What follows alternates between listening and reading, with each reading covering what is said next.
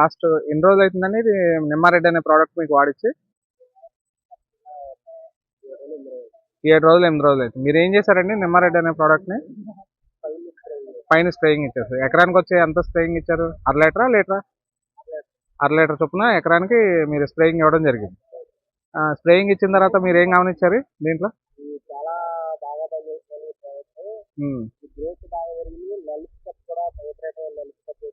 Okay, అది దంటు కూడా బాగా కట్టిందంటారా?